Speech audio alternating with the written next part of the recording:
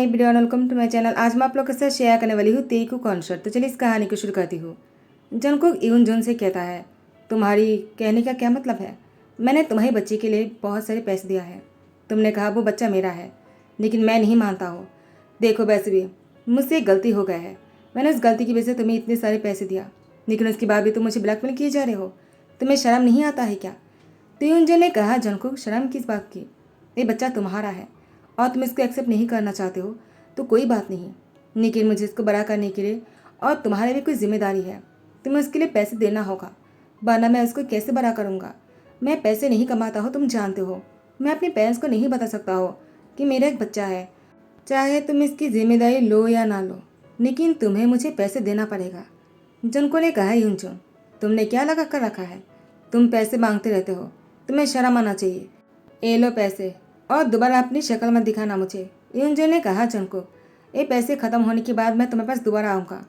तुम मुझे चाहे कितनी ही क्यों ना कह लो, मैं तुम्हारे पास आना नहीं छोड़ूंगा। जंको ने कहा, यूनजुन आखिर तुम मेरा पीछा कब छोड़ने वाले हो? यूनजुन ने कहा, जब तक ये बच्चा बड़ा नहीं हो जाता है। जब वो बड़ा हो जाएगा और अपनी जिम्मेदारी ले पाएगा, वो खुद आकर तुमसे लड़ पाएगा और अपने हक के लिए, तब मैं जाकर तुम्हारे पीछे छोड़ दूंगा और तुम्हारा बच्चा तुम्हारा पीछा करता रहेगा। जनको ने कहा, यूनजुन तुम कोई गेम खेल रहे हो क्या? मुझसे एक गलती हो गई है और तुमने उस गलती की वजह से तुमने मुझ पर इस ब्लेम डाल दिया कि बच्चा मेरा है। मैं कैसे मान लूँ कि तुमने किसी और के साथ बेड पर नहीं गए? क्योंकि मैं जितना जानता हूँ तुम्हें, तुम पैसे के लिए कुछ भी कर सकते हो। तो मुझे तुम पर बिल्कुल भी यकीन नहीं है, लेकिन मैं इस बच्चे के साथ नाइंसाफ़ी नहीं करना चाहूँगा। तो ये लो पैसे और जाओ यहाँ से। यूनजन ने कहा, अभी के लिए जा रहा हो। और इसके बाद जनको वो गुस्से में अपनी फ़ोन को नीचे रख देते हैं। यूनो ने कहा, क्या हुआ? तुम इतने गुस्से में क्यों लग रहे हो? और यूनजुन यहाँ पर क्यों आए थे? जनको ने सारी बातें यूनो से कहा। यूनो ने कहा, जनको आप तुम्हें एक डीएनए टेस्ट करवा लेना चाहिए, वरना तुम्हें ऐसे ही ब्लैकमेल करता रहेगा। तुमने एक गलती किया है, तुम ड्रंक थे, तुमने जानबूझकर उसके साथ बेड पर नहीं गए थे। वैसे भी तुमने उसकी शक्ल भी नहीं देखी। और मुझे याद है तुमने मुझसे कहा था कि उसके साथ तुम जब बेड पर थे तुम्हें बहुत ही अच्छा महसूस हुआ, तुम्हें बहुत सुकून मिल रहा था, एक बहुत ही शांति हो रहा था वहाँ पर, जिसमें तुम्हें बहुत ही मज़ा भी आया है। तुमने उसके एंजॉय किया। जो कुछ भी हुआ था तुम्हारी और उसकी मर्जी से हुआ था। लेकिन तुमने कहा जब भी तुम यूनजन के पास जाते हो तुम्हें अच्छा नहीं लगता है, तुम्हें गुस्सा आता है। तो क्या तुम उसके पर भरोसा कर सकते हो या फिर तुम्हें कुछ और करना चाहिए? क्या मैं इसके बारे में पता लगाऊं? जनको ने कहा, लेकिन तुम्हें क्या लगता है यूनजन झूठ बोल सकता है क्या? उन्होंने कहा, ऐसा हो सकता है। तुम्हें उस पर शक नहीं है क्या? जनको ने कहा, तुमने सही कहा, पता लगाओ कौन थे वो उस दिन मेरे साथ। क्या वो यूनजुन ही थे या फिर कोई और? अगर कोई और है तो वो कौन इंसान है? जनको जैसे ही लिफ्ट पर जाने लगते हैं उसने देखा तियांग अपने बच्चे के साथ। वो बहुत ही स्ट्रगल कर रहा है लिफ्ट में जाने के लिए, लेकिन तियांग को डर लगता है। लेकिन वो इस हालत में बच्चे को लेकर सीढ़ियों से ऊपर नहीं चढ़ पाएगा, उसको लिफ्ट से ही जाना पड़ेगा। तियांग वो डरते हुए लिफ्ट में उठने ही लगा कि जनको ने तियांग की हाथ पकड़ लिया। तियांग की हाथ भी तेज हो गए और जनको को देखते ही तियांग अपनी आंखें चमकते हुए कहा, तुम? जनको ने कहा, क्या हुआ, तुम मुझे जानते हो क्या? तियांग ने कहा, वो।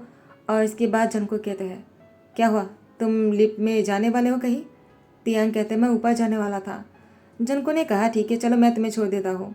तियांग कहता है, कोई ज़रूरत नहीं, अब मुझे कहीं नहीं जाना है। जनको ने कहा, क्यों? तुम तो ऊपर जाने वाले थे ना? वैसे भी तुम्हें डर लगता है क्या लिफ्ट में जाने में? तियांग कहते हैं, हाँ मुझे लिफ्ट में डर लगता है, वो कभी लिफ्ट बंद हो गया तो मुझे फोबिया है। जनको ने कहा, ठीक है तो तुम सीढ़ियों से क्यों नहीं चले जाते हो? तियांग कहता है, वो मैं छोटे बच्चे को लेकर सीढ़ियों से ऊपर नहीं जा सकता हूँ, क्योंकि मेरी डिलीवरी बहुत ही पेनफुल था और उस पर टाँकी भी आया है, तो मुझे सीढ़ी चढ़ने के लिए मना कर दिया है। जनको ने कहा, तब तो बहुत बुरा हुआ। तुम्हें कहाँ जाना है मुझे बताओ, मैं तुम्हें मदद करता हूँ। तियांग ने कहा, कोई बात नहीं, मुझे अभी घर जाना है, मुझे जिसको देखना था मैंने देख लिया है। जनको ने कहा, तुम कहना क्या चाहते हो, मैं समझ नहीं पा रहा, यहाँ पर तो तुम्हारे और मेरे अलावा कोई नहीं है। तियांग ने कहा, तुम नहीं समझोगे, वैसे तुम क्या करते हो? जनको ने कहा, तुम्हें मुझे देखकर क्या लगता है, मैं इस कंपनी की सीईओ हूँ। तियांग अपने बच्चे को देखकर मुस्कुराते कहा, तुम्हारे डैड कोई आम इंसान नहीं है, वो सीईओ है जियोन कंपनी की। और इसके बाद जनको ने कहा, तुमने कुछ कहा क्या? तियांग ने कहा, नहीं, तो मैं अब चलता हूँ।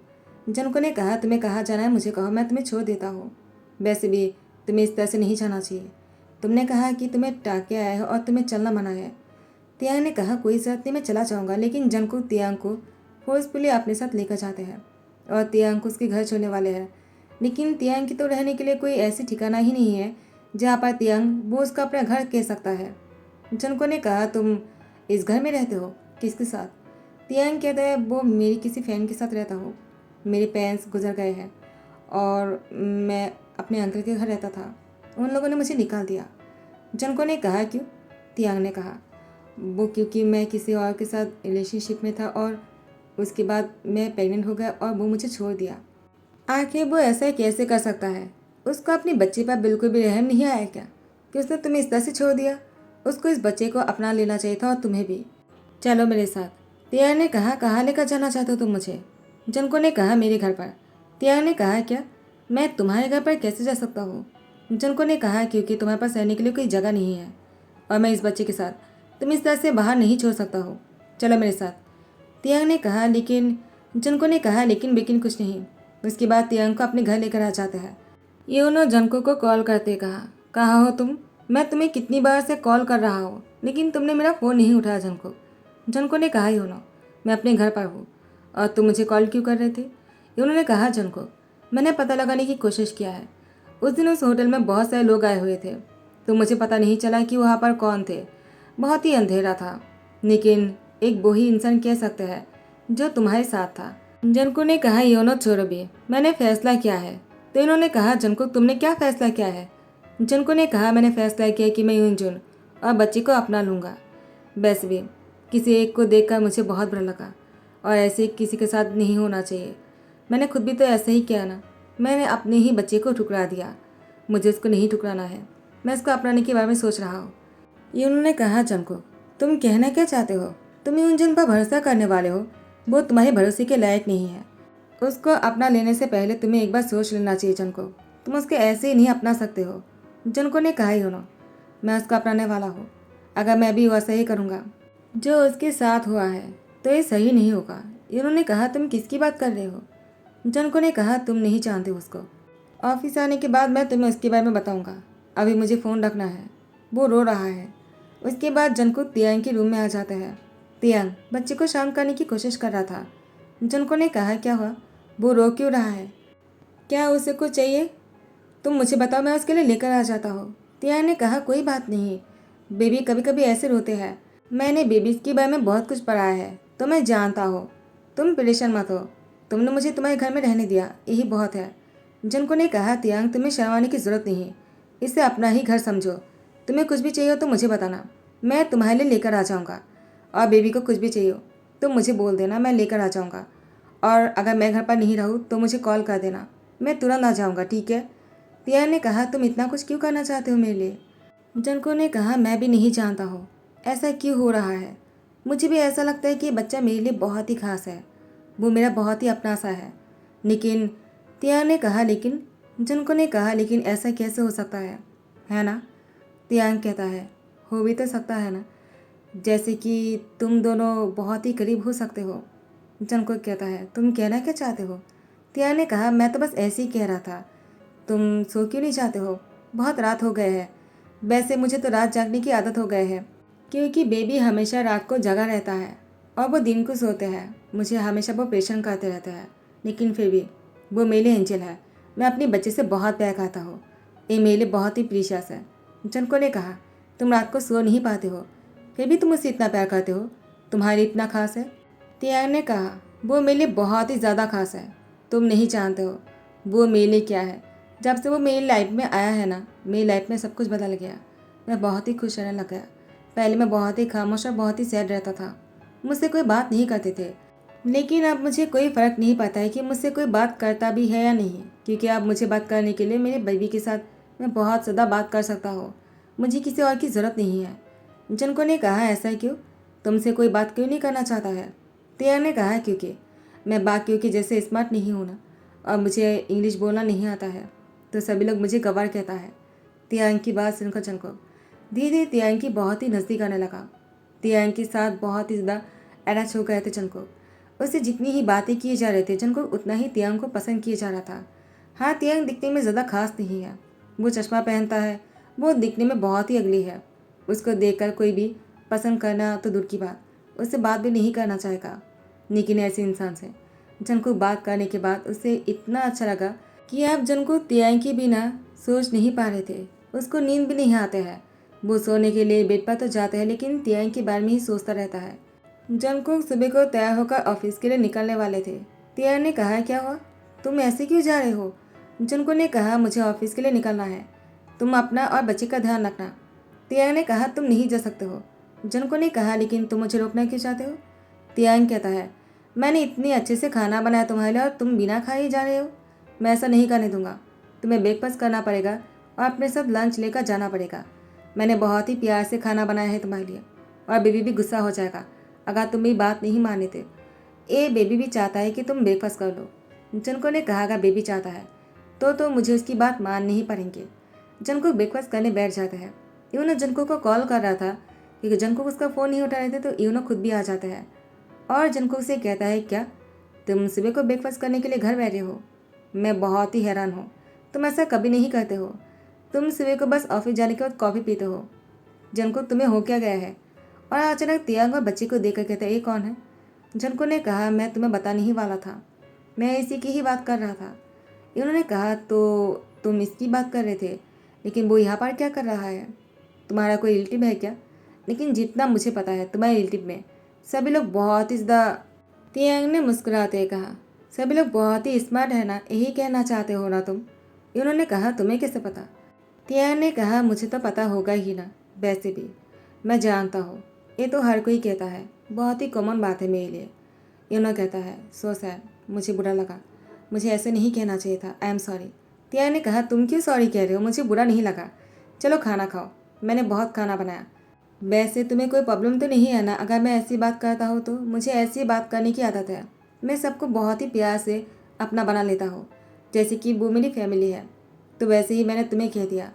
इन्होंने कहा, मुझे अच्छा लगा, तुम बहुत ही प्यार से बात करते हो, शायद इसीलिए जन को तुम्हारे बारे में इतना पॉजिटिव है। वो तुम्हारी ध्यान रखता है।